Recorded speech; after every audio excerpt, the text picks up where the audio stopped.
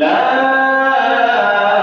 ইলাহা ইল্লাল্লাহু মুহাম্মাদুর রাসূলুল্লাহ সাল্লাল্লাহু আলাইহি ওয়াসাল্লাম।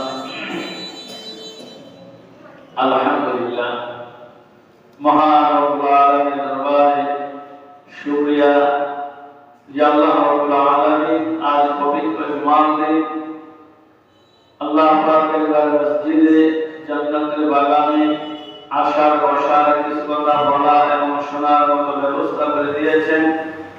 সেই মহান মনিবের দরবারে শুকরিয়া এবং সকলে বলি আলহামদুলিল্লাহ। লাখো কোটি দরুদ ও সালাম বর্ষিত হোক আমার আপনার প্রিয় নবী মুহাম্মদুর রাসূলুল্লাহ সাল্লাল্লাহু আলাইহি ওয়াসাল্লাম।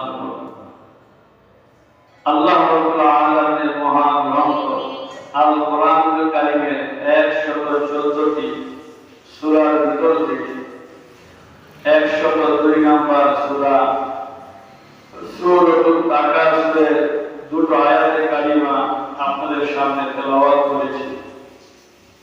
আল্লাহ রাব্বুল আলামিন এই সূরাতুল তাকাসুর এর মধ্যে 8টি আয়াত রয়েছে। এই সূরাটা মক্কাতুল মুকাররমায় নাযিল হয়েছে। আল্লাহ রাব্বুল আলামিন এই সূরার ভিতরে দুনিয়ার মধ্যে কিছু মানুষ আছে যারা সম্পদের প্রতি লোভ লালসা, সম্পদের প্রতিযোগিতা, কার চাইতে বেশি কত সম্পদকে অর্জন করতে পারবে, এইভাবে প্রতিযোগিতায় লিপ্ত হয়ে তাদের জীবনটা এমন ভাবে কেটে যায় যে আল্লাহ তাআলাকে তারা ভুলে যায়। এমনকি মানুষগুলো কবর পর্যন্ত পৌঁছে যায়। এই বিভিন্ন বিষয় আল্লাহ তাআলা আলোচনা করেছেন। এই সূরাতুল তাকাসুর এটা নাযিল হয়েছে আনসার সাহাবায়ে কেরামদের মধ্যে দুটো গোত্র ছিল। দুটো গোত্রের মানুষ খালি প্রতিযোগিতা করত, কার কত সম্পদ বেশি, কার কোট দ্বারা মুক্তি বেশি। বনুল হারিস আর বনুল হারেসা। বনুল হারেস গোত্রের মানুষ বলতো আমাদের সম্পদ বেশি, আমাদের টাকা পয়সা বেশি। আবার বনু হারেসা গোত্রের লোক হারেস গোত্রের লোকদেরকে বলতো তোমাদের চাইতে আমাদের মৃতদের সংখ্যা বেশি, তোমাদের চাইতে আমাদের লোকের সংখ্যা বেশি। এইভাবে প্রতিযোগিতা তারা করত।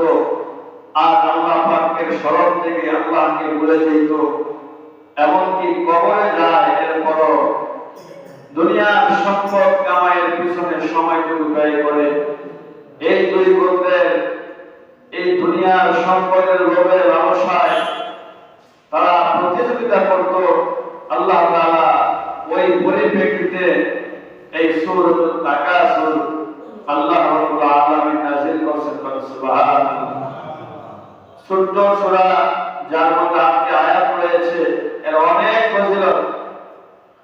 আল্লাহ রাসূল সাল্লাল্লাহু আলাইহি সাল্লাম একবার সাহাবীদেরকে বললেন, ও আমার সাহাবায়ে কেরাম, তোমাদের মধ্যে কে আছো প্রতিদিন রাতে ঘুমানোর আগে কোরআনুল কারীম থেকে 100 আয়াত তেলাওয়াত করে ঘুমাইবা?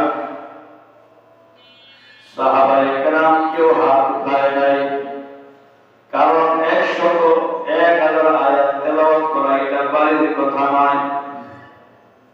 আল্লাহ নবীর সাহাবীরা কেউ হাত উঠায় না। নবী বললেন 1000 আয়াত তেলাওয়াত করে কেউ ঘুমাইতে পারবে না, তোমাদের জন্য অনেক কষ্ট হয়ে যাবে। বুঝতেছি ও আমার সাহাবীরা, তোমাদের মধ্যে এমন কে আছো যে ব্যক্তি প্রতিদিন রাতে ঘুমাইবার আগে সূরাতুল তাকাসুর একবার করে ঘুমাইবা? সব সাহাবায়ে কেরাম হাত উঠাইলেন, ইয়া রাসূলুল্লাহ এইটা তো অনেক সহজ, প্রতিদিন রাতে ঘুমাইবার আগে একবার সূরাতুল তাকাসুর তেলাওয়াত করে ঘুমাইতে পারবো। আল্লাহর নবী সাল্লাল্লাহু আলাইহি ওয়াসাল্লাম বলেন, ও আমার সাহাবীরা, আল্লাহর যে বান্দা বান্দি প্রতিদিন রাতে ঘুমাইবার সময় একবার সূরাতুল তাকাসুর পড়ে ঘুমাবে, আল্লাহ রাব্বুল আলামিন তার আমলনামায় কোরআনের 1000 আয়াত পাঠ করার সওয়াব দান করবে। সুবহানাল্লাহ। আল্লাহ রাসূল বলেছেন এটা অনেক সহজ, শুধুমাত্র সূরাতুল তাকাসুর যদি কেউ একবার পড়ে ঘুমাইবার আগে আল্লাহ সুবহানাহু ওয়া তাআলা তার আমলনামায় 1000 আয়াত তেলাওয়াত করার সওয়াব দান করবে। সুবহানাল্লাহ। আমাদের ভাইরা, আল্লাহ রাব্বুল আলামিন এই সূরাতুল তাকাসুরের মধ্যে কি বলেছেন আমরা আগে শাব্দিক অর্থটা শুনে নেই। আল্লাহ পাক বলেন, আল্লাহাকুমুত তাকাসুর, তোমাদেরকে কোন জিনিস কিসের কারণে তোমরা আল্লাহ পাককে ভুলে গেছো? তাকাসুর প্রতিযোগিতা। কোন জিনিসের লোভে পড়ে, কোন জিনিসের প্রতিযোগিতায় তোমরা আল্লাহকে ভুলে গিয়েছো? হাত্তা যুরতুমুল মাকাবির, আর তোমরা কবর পর্যন্ত পৌঁছে যাচ্ছ। মানে হলো আল্লাহ রাসূল বলেছেন, মানুষের এত চাহিদা, এত লোভ, মানুষের দুনিয়ায় থাকতে পেট ভরবে না যতক্ষণ পর্যন্ত কবরের মাটি তার মুখের মধ্যে না ঢুকবে, ততক্ষণ পর্যন্ত মানুষের পেট ভরবে না, চাহিদা শেষ হবে না। আল্লাহ তাআলা ওইটাই বলছেন 2 নম্বর আয়াতে, হাত্তা যুরতুমুল মাকাবির, যে কবর পর্যন্ত পৌঁছায় যায় দুনিয়ার সম্পদের লোভে। কাল্লা সাউফা তা'লামুন, আল্লাহ পাক বলেন সাবধান হয়ে যাও, অচিরেই তোমরা জানতে পারবে। সুম্মা কাল্লা সাউফা তা'লামুন, অতঃপর তোমরা সুনিশ্চিতভাবে অচিরেই জানতে পারবে। কাল্লা লাউ তা'লামুনা ইলমাল ইয়াকিন, আল্লাহ পাক বলেন যদি তোমরা অন্তর দিয়ে সুনিশ্চিতভাবে তোমরা বুঝতে জানতে, লাতারাউনাল জাহিম, আল্লাহ পাক বলে তোমরা জাহান্নাম দেখতে পাবে।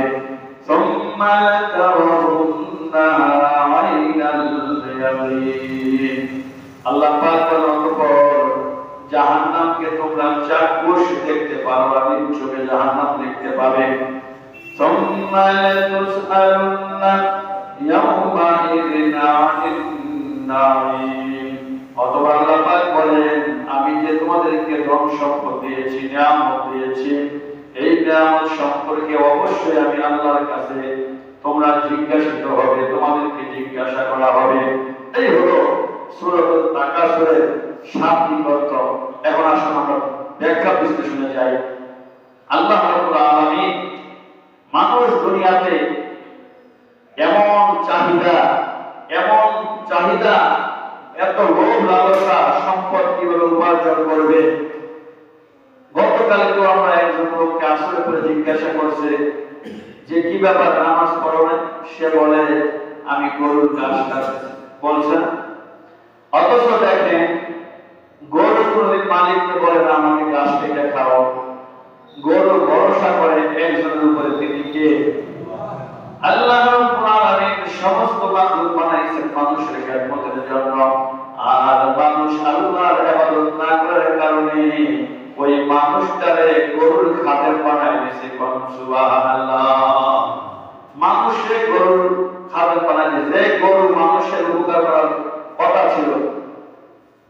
এই জন্য আল্লাহ তাআলা বলছেন যারা সম্পদের প্রতিযোগিতায় আমি আল্লাহ তাআলাকে ভুলে গেছে, এই সম্পদ তো তোমরা এই যে আমার আমার আমার আমার বলতেছ, সম্পদ কামাই করতে দিয়া এই দুনিয়ার চাহিদা মানুষের এত পরিমাণ, একজন মানুষ দুনিয়ার লোভ তার ভিতরে কত পরিমাণ দেখেন। 80 বছর বয়সে মানুষের ওই ব্যক্তি 100 বছরের জন্য জায়গা লিস্টে বিশাল বড় বড় কোম্পানির মালিকরা দেখবেন বুড়া হয়ে গেছে, শোনা যায় যে আরেক জায়গায় সে আরেক কোম্পানি করবে আর 100 বছর পরে। তার মানে মানুষের জীবনের চাইতে বেশি তার আশা অনেক হাদিসে বলেন ইয়াহরামু কুরআনাম ওয়া ইয়াশিবু মিনহু ইসনানি আলাল হিরসি আলাল মাল ওয়াল হিরসু আলাল উমার। মানুষ বুড়া হতে থাকে কিন্তু তার দুইটা জিনিস বুড়া হয় না, খালি জোয়ান হইতে থাকে। এই দুইটা জিনিসের লোভ খালি বাড়তেই থাকে। সাহাবায়ে কেরাম বললেন ইয়া রাসূলুল্লাহ ইয়া হাবিবাল্লাহ, কোন দুইটা জিনিস তাদের লোভ বাড়তে থাকে, কোন দুইটা জিনিস জোয়ান হইতে থাকে? আল্লাহ রাসূল বলেছেন হিরসু আলাল মাল। এক নাম্বার হলো মালের লোভ। কোন মানুষ চায় না আমি ফকির হয়ে যাই। একজন মানুষ বুড়া হয়ে গেছে, এই লোকটাকে যদি আপনি জিজ্ঞাসা করেন ও দাদা আপনি কি চান আপনি ফকির হয়ে যান, সে বলবে না না না, আমি তো গরিব হইতে চাই না, আমি চাই আমার সম্পদ কিভাবে বাড়বে। কথা ঠিক না ঠিক? দুই নম্বর হলো হায়াতের লোভ, বেঁচে থাকার যে একটা আশা। একজন মানুষ ইচ্ছে করলেও সারা জিন্দেগি বাঁচবে না, অথচ তার বেঁচে থাকার লোভ। একজন বুড়ার পর যদি বলেন আপনি কি মুহূর্তে পড়তে চান, সে বলবে না, আমি চাই আরো কিছুদিন এই দুনিয়ায় যেন আল্লাহ আমাকে বাঁচিয়ে রাখে। দেখবেন একজন মানুষের কিডনি সমস্যা, একজন মানুষের হাড়ের সমস্যা, একজন মানুষের লিং নষ্ট হয়ে গেছে। আমার ভাইরা লক্ষ লক্ষ টাকা খরচ করে বিদেশে চিকিৎসা করে, আরো দুনিয়াতে আরো 2টা দিন বেশি বাঁচা যায় কিনা। এই জন্য রাসূল বলেন মানুষ বুড়া হয় কিন্তু 2টো জিনিস জোয়ান হতে থাকে। একটা হলো বেঁচে থাকার লোভ, আর একটা হলো মালের লোভ। কেউ চায় না ফকির হয়ে যায়, আর কেউ চায় না আমি তাড়াতাড়ি মরে যাই। অথচ এই সম্পদ কামাই করার পিছনে করতে করতে মানুষ নামাজ পড়তে পারে না, রোজা রাখতে পারে না, খালি দুনিয়ার পিছনে। অনেকে কাম সন্তানাদি বেশি কাজকর্ম করতে হয়। আসলে সন্তানাদি যিনি দিয়েছেন তিনি কে? অনেক মানুষ আছে যার একটা সন্তান নাই, কত টাকা খরচ করছে, অথচ যাদেরকে আল্লাহ তাআলা সন্তান দিয়েছেন, মাও দিয়েছেন, এগুলো হচ্ছে আল্লাহ পাকের নিয়ামত। আল্লাহ পাক বলেন ইয়া আইয়ুহাল্লাযীনা আমানু লা তুলহিকুম আমওয়ালুকুম ওয়ালা আওলাদুকুম আন যিকরিল্লাহ। আমি আল্লাহ তাআলা যাদেরকে সন্তান নামে নিয়ামত দিলাম, আমি আল্লাহ তাদেরকে মাল নামে দৌলত দিলাম, ধন দিলাম, এই সন্তানাদি আর মালের জন্য তোমরা কিন্তু আমি আল্লাহ পাকের স্মরণ থেকে তোমরা গাফিল হয়ে যেও না। যদি তোমরা সম্পদ উপার্জন করতে গিয়ে অথবা সন্তানের চাহিদা মেটাইতে গিয়ে আমি আল্লাহকে ভুলে যাও, ফাউলাইকা হুমুল খাসিরুন। আল্লাহ পাক বলেন তোমাদের জিন্দেগিটা ধ্বংসের জিন্দেগি হয়ে যাবে। আউযুবিল্লাহ।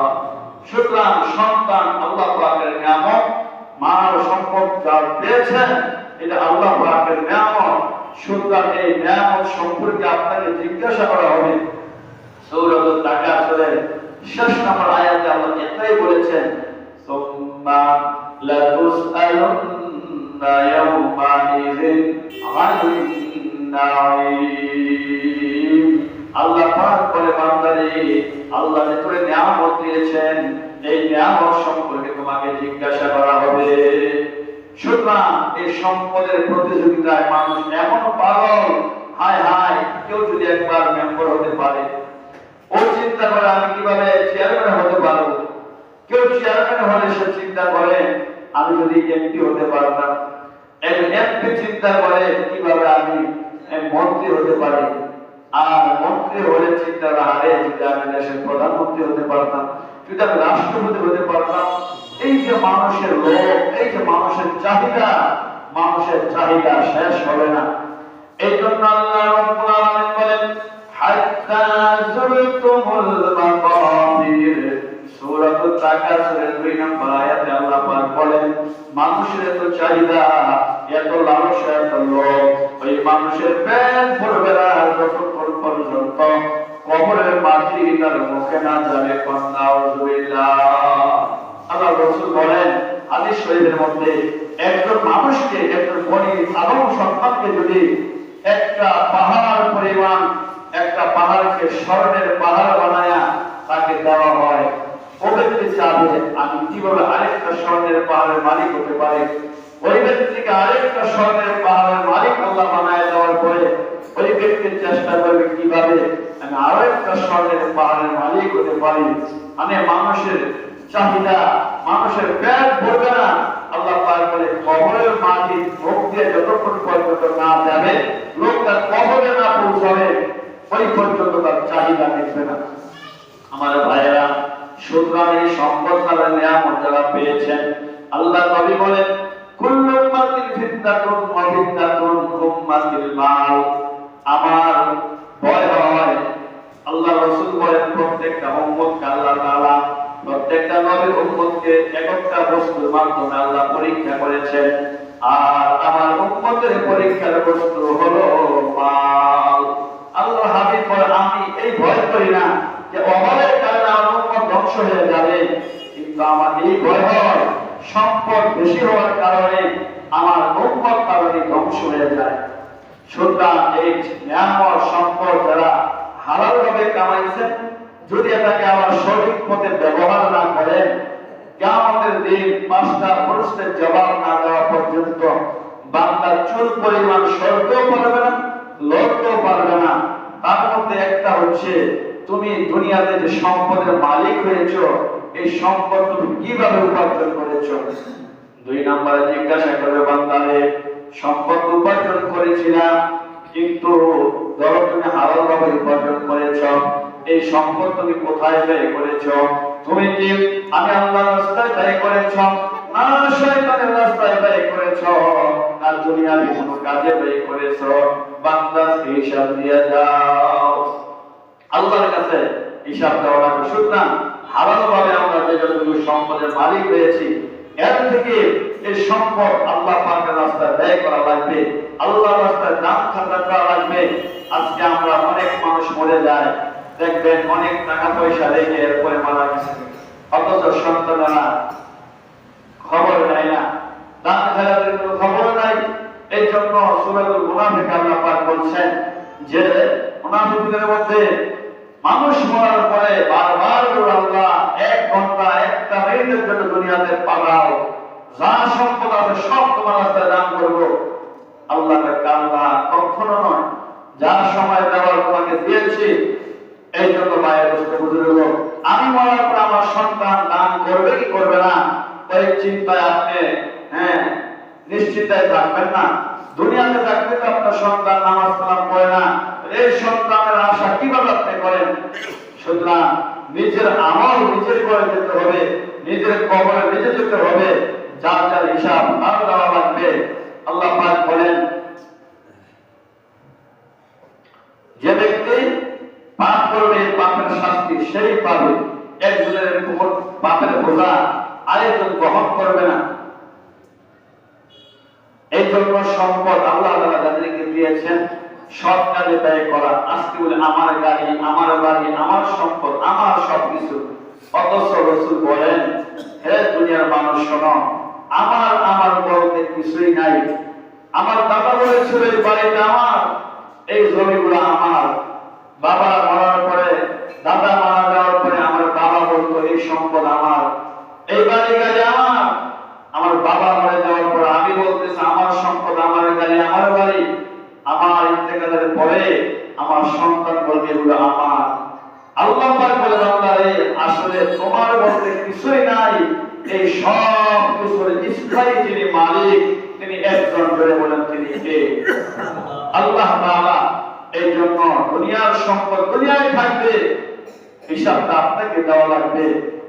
এই জন্য রাসূল বলেন আমার বলতে মাত্র 3টা জিনিস, ধরে বলেন কয়টা জিনিস?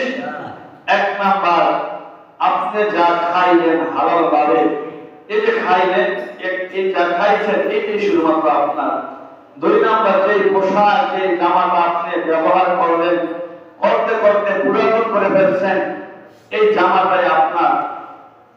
3 নাম্বার, দুনিয়ায় থাকা অবস্থায় আপনার হালাল উপার্জন থেকে যা কিছু আপনি আল্লাহর রাস্তায় দান করে গেছেন, এটা আপনার যদিও দুনিয়াতে থাকতে বোঝা যায় দান করলে মনে হয় কিছু সম্পদ কমে গেছে। মনে করেন যে আপনি 500 টাকা পকেটে আছে, এখন যদি দান করেন পকেটটা খালি হবে না? আল্লাহ পাক বলেন দুনিয়াতে যদিও মনে হয় তোমার কিছু সম্পদ কমছে দান করার কারণে, আল্লাহ তা আসলে কমে নাই, এটা তোমার জন্য পরকালে জমা করা হইতেছে। আমি আল্লাহ পরকালে তোমাকে তোমার এই পাওনা তোমাকে বুঝাই দেব। সুবহানাল্লাহ। সুতরাং যা দান করলেন আর যা খাইলেন আর যা কাপড় কিনলেন এটাই আপনার, আর যা রেখে গেলেন এগুলো আপনার না। আপনি মরে দেখেন এই সম্পদের ভার আপনার সন্তান নেবে, আপনার ছেলে মেয়ে আসবে, আপনার ঘর থাকলে বোন আসবে, আপনার স্ত্রী সন্তানের ওয়ারিশ হিসাবে মালিক হওয়ার জন্য আসবে। সুতরাং আমার বলতে কিছুই নাই, সবকিছু আল্লাহ রাব্বুল আলামিনের। এই জন্য আমার ভাইরা এই দুনিয়ার সম্পদের লোভে প্রতিযোগিতায় যারা নাকি আল্লাহ তাআলাকে ভুলে গেছে, আল্লাহ পাক তারা দুনিয়াতে ধ্বংস, পরকালে ধ্বংস। লোভ করো না। হ্যাঁ, সম্পদ দুনিয়াতে থাকতে দরকার আছে, তবে এই সম্পদ যেন হালাল পন্থা হয়, হারাম ভাবে না হয়। লোভ যেন না আসে আর ওকে 5 তলা বাড়ি করছে আমি করতে পারতেছি না, আফসোস আফসোস। আল্লাহর নবী বলেছেন তোমার চাইতে কিছু যে তোমার চাইতে যে কম টাকা উপার্জন করে তার দিকে তাকাও, তোমার চাইতে যিনি গরিব তার দিকে তুমি তাকাও, তাহলে আল্লাহর শুকর আসবে। তোমার চাইতে ধনী লোকের সাথে তুমি ঘুরবা, তার বিল্ডিং এর দিকে তাকাইবা, আমি আল্লাহর শুকর তোমার মধ্যে আসবে না। পরবর্তীতে যারা তুষ্ট সন্তুষ্ট আল্লাহ তাদের উপরে খুশি হন। সুবহানাল্লাহ। লোভ মানুষকে মৃত্যু পর্যন্ত পৌঁছায় দেয়। হযরত ঈসা আলাইহিস সালাম শহরে যাবেন, হঠাৎ করে একটা ইহুদি বলে হুজুর আপনার সঙ্গে আমাকে নেবেন?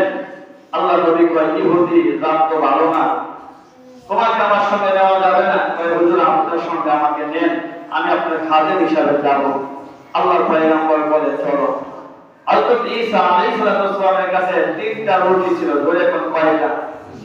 এই 3টা রুটি খাদেমকে বলছে রাখো, সামনে প্রয়োজন হলে আমরা খেয়ে নিব। কিছু দূর যাওয়ার পর হযরত ঈসা আলাইহিস সালাম বললেন ইহুদিকে, ওই যুবককে বললেন যুবক তোমার কাছে রুটি রাখা হয়েছে, রুটিগুলো বের করো। একটা পয়গম্বর ঈসা খাইলেন, আরেকটা ওই খাদেমকে দিলেন, আরেকটি রুটি বলছে তুমি এটা তোমার কাছে রাখো।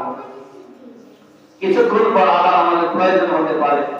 আল্লাহর রাসূল আল্লাহর নবী হযরত ঈসা আলাইহিস সালাম কিছু দূর যাওয়ার পরে বললেন খাদেম যে রুটিটা কোথায়? খাদেম বলে হুজুর আমি তো জানি না। দেখছেন নি ইহুদি কেমন মিথ্যাবাদী, বলতেছে কিছুক্ষণ আগে না তোমার কাছে রাখলাম, বলছে হুজুর এটা কি হইছে আমি জানি না। আল্লাহর রাসূল আল্লাহর নবী ঈসা বলতেছেন মার দরকার নাই, আমি আল্লাহর পক্ষ থেকে যে মুজিজা আমাকে আল্লাহ দিয়েছেন কিছু মুজিজা তাকে দেখাই, দেখি সে বিশ্বাস করা হয় কিনা। কিছু দূর যাওয়ার পর একটা সমুদ্র, ঈসা আলাইহিস সালাম যায় নামাজ বিছাইলেন, আবার যুবককে বললেন আমার হাত ধরো, বলছে সামনের দিকে তাকাও। এক মুহূর্তের মধ্যে আল্লাহর নবী এই ইহুদিকে নিয়ে সাগর পাড়ি দিয়ে ওই পারে চলে গেলেন। যাওয়ার পরে বলতেছে যুবক যে আল্লাহ তাআলা আমাকে নিয়ামত দিয়েছেন, মুজিজা দিয়েছেন, ওই আল্লাহর নামে কসম করে বলি বলো তো দেখি রুটিটা কোথায়?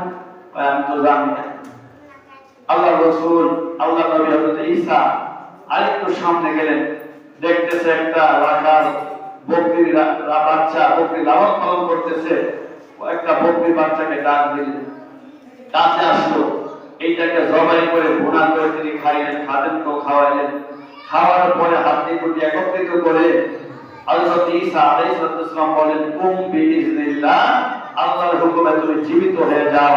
আল্লাহ তাআলা ঈসা নবীকে অনেকগুলো মুজিজা দিয়েছেন, তার মধ্যে একটা মুজিজা হলো তিনি যত পুরাতন কবরে হোক, কবরের পাশে গিয়ে কুম বিইজনিল্লাহ বলতেন, ওই মৃত ব্যক্তি জিন্দা হয়ে দাঁড়ায় যেত। সুবহানাল্লাহ। তিনি ওই বকরির হাতি গুটি একসাথে করে কুম বিইজনিল্লাহ বলতে দেরি ওই বকরি জীবিত হয়ে আবার দৌড় দিয়া রাখালের কাছে চলে গেছে। সুবহানাল্লাহ। রাখাল সঙ্গে সঙ্গে বলছেন হুজুর আমাকে ঈমান গ্রহণ করায়া দেন, লা ইলাহা ইল্লাল্লাহ ঈসা রাসূলুল্লাহ কালেমা পড়ে মুসলমান হয়ে ঈমান গ্রহণ করছে। এরপরে দৃশ্যটা দেখার পরে কয় যুবক যে আল্লাহ আমাকে এত বড় ক্ষমতা দিছে, এবার তুমি বলো ওই আল্লাহ নামের কসম করে বলতেছি রুটিটা কোথায়? আমি তো জানি না।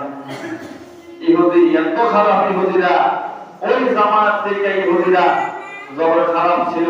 দেখেন না আজও এই গোটা পৃথিবীটা ইহুদির বাচ্চারা তসমস করছে, বাইতুল মুকাদ্দাসের উপরে আক্রমণ করছে ইহুদি শয়তানরা। কিছুদূর সামনে যাওয়ার পরে একটা অন্ধ ব্যক্তি ঈসা নবীর সামনে আসলো। ঈসা নবীকে আরেকটা মর্যাদা দেওয়া হয়েছে, তিনি অন্ধর চোখে হাত বুলাইলে সাথে সাথে চক্ষু ভালো হয়ে যেত। সুবহানাল্লাহ। আল্লাহ নবী অন্ধর চোখে হাত বুলাইলেন, সাথে সাথে চক্ষু ভালো হয়ে গেছে। এবার বলছে যে আল্লাহ তাআলা আমাকে এই নিয়ামত দিয়েছে, ওই আল্লাহর কসম বলো তো দেখি এই রুটিটা কোথায়? আমি তো জানি না। আসলে আমি জানি না। আল্লাহ পয়গম্বর দেখছে ইহুদি যে মিথ্যাবাদী, এই মিথ্যাবাদীরা আমার সামনে নেওয়াটা চলবে না। কিছু দূর যাওয়ার পরে কোন কিতাবে লেখে যে আপনার অনেকগুলো পানি সরাইলেন বা একত্রিত করলেন, আল্লাহর কাছে দোয়া করছেন, স্বর্ণ হওয়ার জন্য হয়ে গেছে। আরেকটা মধ্যে পাওয়া যায় হঠাৎ করে দেখতে 3টা স্বর্ণের টুকরা। যাই হোক 3টা স্বর্ণের টুকরা ঈসা আলাইহিস সালাম পাইলেন। পাওয়ার পরে বলতেছে এই যুবক ধরো, একটা তোমার আরেকটা আমার। এবার বলতেছে হুজুর আরেকটা আছে, এটা কি করবেন? এইটা ওই ব্যক্তিকে দেব যে ব্যক্তি এই রুটির সংবাদটা দিতে পারবে, যে রুটিটা খেয়েছে তাকে আমি এইটা দেব। সরকারি ইহুদি চিন্তা করলো খাইছি তো আমি, এতক্ষণ মিথ্যা কথা বলছে, যদিও যে একটা গাল মন্দ দেয় আমাকে, কিন্তু স্বর্ণের ইটটা যদি পাই তাহলে 2টা ইটের মালিক, আর এই 2টা ইট যদি আমার হয় আমার 14 কোটি পয়সা খাইতে পারবো। সম্পদের রোগ তার মধ্যে চলে আসে। ভাই হুজুর যা করেন করেন, খাইছি আমি। আল্লাহ পয়গম্বর জানেন এসে দেখাইছে, কারণ ঈসা নবীকে আরেকটা মর্যাদা দেওয়া হয়েছে। আমি বাড়িতে কি খাইছি আর আমার পাতিলে কি রাইখে আসলাম, ঈসা পয়গম্বর তাও বলে দিতে পারবেন। সুবহানাল্লাহ। তাহলে ঈসা পয়গম্বর কি জানে না? দেখাইছে, দেখছে যে আল্লাহর কুদরত দেখায়, দেখে স্বীকার করে কিনা। যাতে তো ইহুদি স্বীকার করে নাই। ঈসা পয়গম্বর বলে ধরো আমার যদি এইটাও তোমার দিয়া দিলাম, তুমি এখন চলে যাও, তোমার মতো এই ইহুদি মিথ্যাবাদীকে আমার সঙ্গে রাখবো না। রাসূল বলে হলে সত্য মুক্তি দেয়, আর মিথ্যা মানুষকে ধ্বংস করে। আমার ভাইয়েরা, ইহুদি 3টা স্বর্ণের ইট লইয়া মনের আনন্দ জীবন লইয়া আমি তো খাবো, আমার 14 পুষ্টি খাইতে পারবো, কামাই করার দরকার নাই, সম্পদের লোক যাত্রী বাড়িতে আসতেছে। আচ্ছা বলেন তো আপনারা রাত্রে মাঝে মধ্যে আসেন, কিছু সরবাদ পার রাত্রে মোবাইল নিয়ে যায়, আসে না? কিছু বাবা আছে। 3টা স্বর্ণের ইট নিয়ে আইতাছে, রাস্তার মধ্যে 3 জন ডাকাত। এই যুবককে বলে কিরে যুবক, তোমার মাথার মধ্যে কি? কয় আমার মাথায় কিছুই নাই। আচ্ছা বলেন তো মাথায় যাত্রী যদি কয় কিছুই নাই, সংগ্রহ কমে না বাড়ে? ডাকাতে বলে মাথার মধ্যে যাত্রী, আর ভাই বলে কিছুই নাই। বাবা বলে নামাও, নামায় থেকে সর্বনাশ। 3টা স্বর্ণের টুকরা ডাকাইতে করে, 3টা স্বর্ণের টুকরা দিতে পারি, আমার জীবনের ডাকাতে বলা লাগবো না, এটাতে জীবন কাটাই দিন। তাদের ভিতরে সম্পদের রোবাইসা করছে। আমার ভাইরা এবার তাকে মেরে ফেললো, আমার মাইরো না, আমি কষ্ট করে আনছিল, 4 জনে ভাগ করে নেই। ঠিক আছে, এবার বসলো, মানে চিন্তা করতেছে স্বর্ণের টুকরা 3টা, মানুষ 4 জনে ভাগাভাগি একটা ঝামেলা, হয়তো বাংলাদেশে গেলে কেউ কম খাইব বেশি খাইব, বুদ্ধি করলো 3 জনে মিলে কয় ঠিক আছে তুমি কিছু টাকা দেই, বাজার থেকে কিছু নাস্তা নিয়ে আসো। নাস্তা নিয়ে আসলে ভালো করে খাবো, এরপর 4 জনে ভাগ করে নিব। এই কথা কয়ে তাহলে বাজারে পড়েছে রুটি আনার জন্য। এদিক দিয়ে 3 জনে নিয়োগ করছে, বাঙ্গাবাঙ্গের দরকার নাই, সে নাস্তা নিয়ে আসবে, ইনফেকশন মাইরা তার মাথা বাড়ায় তাদের শেষ করে দেব। 3টা 3 জন মানুষ আমরা একটা করে নিয়ে বাড়িতে যাব, এই সিদ্ধান্ত করছে যারা বসে আছে। আগে বাজারে গেছে, চিন্তা করবো যাদের বাঙ্গাবাঙ্গি কিনতে বেজাল দেখা যায়, আর তাছাড়া আমি কষ্ট করে আনছি, হ্যাঁ আমি বলতে লাগি আমি একটা বুদ্ধি করি, খাবারের মধ্যে বিষ মিশাই দেয়, 3 জনে খাইয়া শীত পাঠানো ঘুরে থাকবো, আমি একবার 3টা ইট বাড়িতে চলে যাব। শয়তান গোলগোলের মধ্যে একটা সম্পদের রোগ, আবার হচ্ছে দোকাবাড়ি দিয়ে দিল শয়তান কুমন্ত্রণা, কথাটা কাজটা বিষ মিশায় আনছে। রাস্তা আইনা রাখতে দেরি ইট মেরে তার মাথা ভাবে তারে ওখানে শেষ করে দিছে। সে লাশ হয়ে পড়ে আছে। তিনজনে কয় সব ঝামেলা শেষ, এখন পেট করে খাবার খাও, আনন্দের সহিত একটা ইট নিয়ে বাড়িতে যাব। এবার 2 টুকরো খাবার খাইলেন। ওখানে 3 জন শেষ হয়ে 4 ব্যক্তি 4 জায়গায় পড়ে আছে। কিছুক্ষণ পরে রাস্তা দিয়ে আল্লাহর পয়গম্বর ঈসা যাচ্ছেন। ঈসা নবীকে কি ব্যাপার, আমার খাদেম দেখে পড়ে রয়েছে। তাকায় দেখে 4 জনের অবস্থা একই রকম। আল্লাহর পয়গম্বর বলে, আরে এই দুনিয়ার লোভ, এই সম্পদের লোভ যদি তোমাদের ভিতরে না আসতো তাহলে আজকে এই করুণ অবস্থা তোমাদের হতো না। আমার ভাইয়েরা, এই সম্পদ দুনিয়ায় থাকলে কিছু দরকার আছে, তবে সম্পদ আপনাকে হালাল ভাবে উপার্জন করা লাগবে। আর সম্পদ উপার্জন করার পরে এই সম্পদ আল্লাহ তাআলা আপনাকে হিসাব দিবেন যে কোন কাজে তুমি ব্যয় করেছো। এই জন্য রাসূল বলেন, মান বানা লিল্লাহি মাসজিদান বানাল্লাহু লাহু বাইতান ফিল জান্নাহ। আমার উম্মতেরা শোনো, যে ব্যক্তি দুনিয়াতে আল্লাহর ঘরে মসজিদ বানাবে, আল্লাহ রাব্বুল আলামিন ওই ব্যক্তিদের জন্য জান্নাতে ঘর বানাবে। সুবহানাল্লাহ। তাহলে আপনারা কি দুনিয়াতে আল্লাহর ঘর মসজিদ বানাইতে চান কি চান না? বলেন তো দেখি, কারা কারা মসজিদ বানাইতে রাজি? একটু হাত তুলে দেখান তো দেখি। অনেকে হাত তুলে নাকি মসজিদ বানাবে না।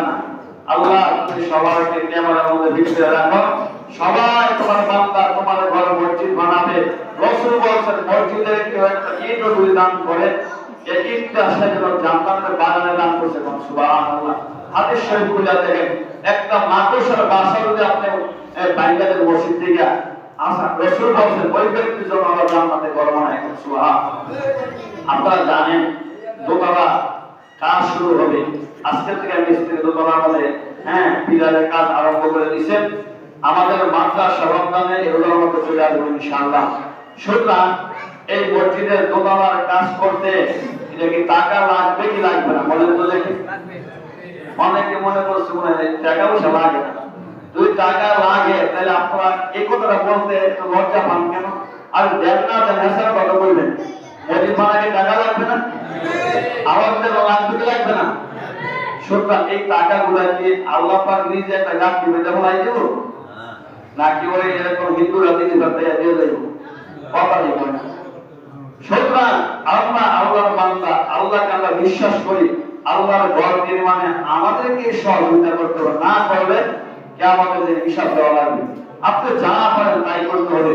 আমাদের বেশি না 20 বস্তা সিমেন্টের প্রয়োজন। এরকম কয় বস্তা? 20টা। একটা সিমেন্টের বস্তা দরকার পড়ে যে আমাদের এই না 500 টাকা করে হবে। এই জন্য বেশি সময় নিব না।